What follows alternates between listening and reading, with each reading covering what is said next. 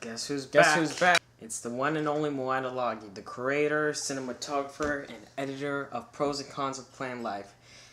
The short film, which was really a turning point in my filmmaking journey, because this was really the first short film that I focused more on cinematography and editing. Not so much storytelling, but in those two aspects of filmmaking. And in this commentary, I'm going to talk about behind the scenes facts, show you how some of these shots were filmed, and even talk a bit about myself and my journey. So, this movie really started out as an idea I had after school. I had my 3DS camera with me, and I was at the back of Al Arkham Islamic School. And I just saw all this nature in front of me. I saw all this beautiful trees and flowers and plants. And I decided, hey, how would I capture all of this footage and make it into a short film?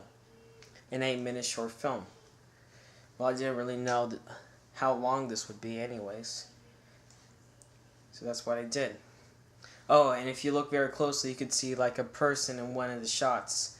If you rewind the footage to the shots where you see the two trees back and forth, you can see a person. I just saw it.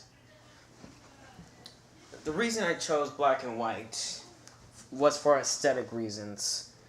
I've always been a big fan of black and white. I've seen a few black and white movies. You know, even some of my favorite films are in black and white, like Clerks and Following, which are two very good independent films that I recommend.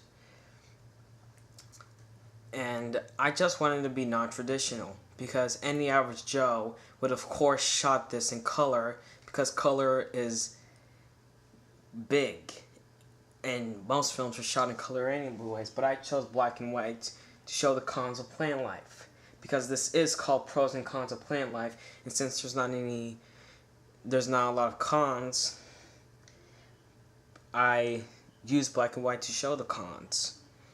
And here's a rotting flower, which is about to fall in a few seconds down the floor. I'm waiting, and yes, it's gone.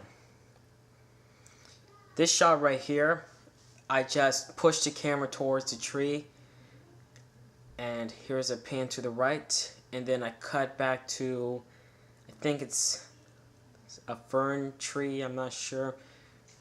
Zoom out. I zoom out, and there we go. Another transition.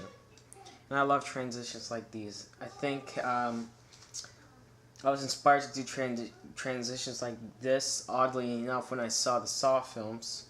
Specifically Saw 2 and Saw 3, because they had some cool transitions between scenes.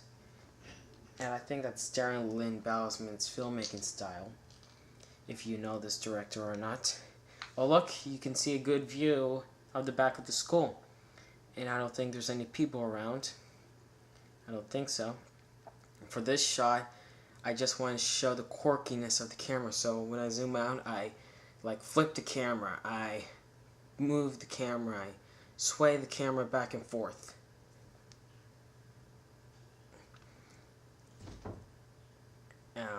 What else can I talk about? You know, recording audio commentaries can be really hard, because after you say all the behind-the-scenes footage and the facts, what else can you possibly talk about? Like, can you talk about other audio commentaries, maybe? Sure you can, but it's not going to be really relevant to the main footage. But, you know, I have a few favorite audio commentaries that are personal to me, like the Napoleon Dynamite commentary, the Saw 2 commentary, Reservoir Dogs, and Back to the Future. And I could listen to the Terminator 2 commentary, but James Cameron's microphone in that special edition commentary was failing. It was horrible. Anyways, before this short film, I made stop-motion films with my 3DS. Oh, I just thought of something. All of this footage that you're seeing here, all the shots were done in one take, because when I made this short film, editing was not on my brain. And Okay, I just want to stop here to show you how I done this. This is stop motion. It's a form of stop motion where I start the camera and then I quickly end the camera and I would move the environment and then start all over again. It's just a cycle. And as you can see, the leaves are going to unwind to reveal a stick. I wanted to show the illusion that this flower turned into a stick. Okay, where was I? Yes. My 3DS camera had a montage mode where you can shoot multiple shots of anything. But the problem is you couldn't record audio. And that was a very downside to that feature. I mean, back then I was using my 3DS, I didn't really figure out audio.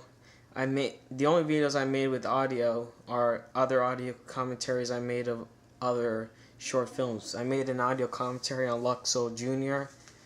and one for 9, the short film. And 9 is actually one of my favorite animated films, if you don't know that. Oh yeah, you can accidentally see my leg there, that was a mistake, but I decided to keep it in anyways. Because I like a few mistakes in films. Who doesn't? It just makes them a lot more interesting, in my opinion. Now, if you want to tell me the differences between this commentary and the commentary I made for the basketball short film, was that since the basketball short film was one of my first audio commentaries, I was a bit nervous and I was stuttering, but this one, I think I accomplished something that I didn't really, in a lack of a better word,